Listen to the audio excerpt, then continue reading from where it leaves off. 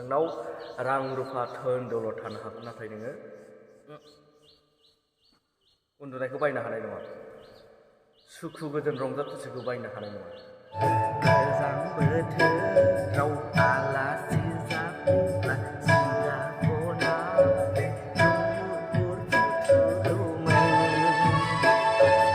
खुलुमबाय नोंथांमोन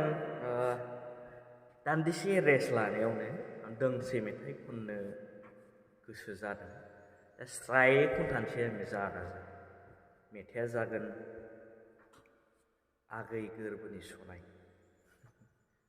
जानायाथ' जाखाया मैसो गारमानि जोखा अब्लाबो जास्ट खननाय नायनोसै एसे गोसोफ्रा गोजोननाय मोनो खोमा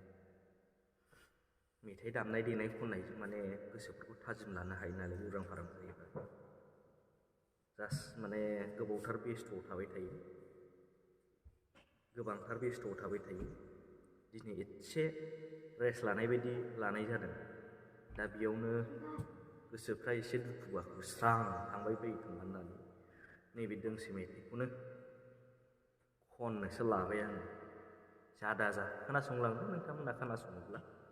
आरो आंनि चेनेलाव जुदि गोदानब्ला नोंथांमोनहा इउटुब चेनेलाव जुदि नायदोंब्ला साबसक्राइब खालामदो इउटुब चेनेलखौ आरो फेसबुक पेजाव नायदोंब्ला पेजखौ फल' खालामदो ना मा होनो नोंथांमोन नङा होमबा दा गोबाव खालामला नङा होमबा ने जागायनोसै बे आगै गोरबोनि सनायखौनो मा रोखोम जायोथाय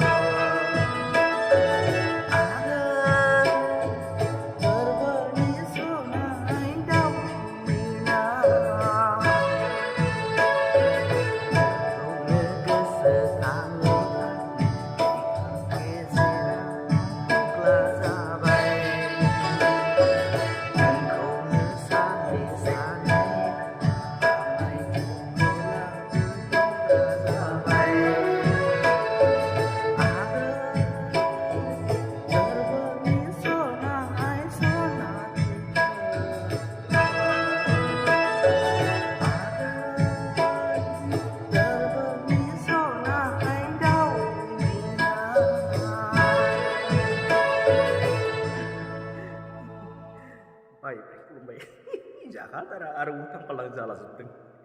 गाज्रि थांबाय नोंथांमोना नोंथांमोना जा लेभेलाव दङ बेजोंनो माने थोजासे होननानै सुखु गोजोन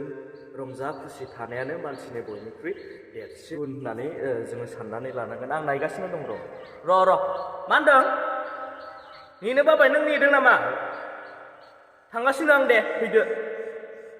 मानसिनि देरसिन गुन होननानै साननानै लानांगोन नोंनाव रां रुफा धोन दौलत थानो हागौ नाथाय नोङो उन्दुनायखौ बायनो हानाय नङा सुखु गोजोन रंजा खुसिखौ बायनो हानाय नङा दा बेनिखायनो नों जा लेभेलाव दङ बेखौनो थोजासे होननानै साननानै लानानै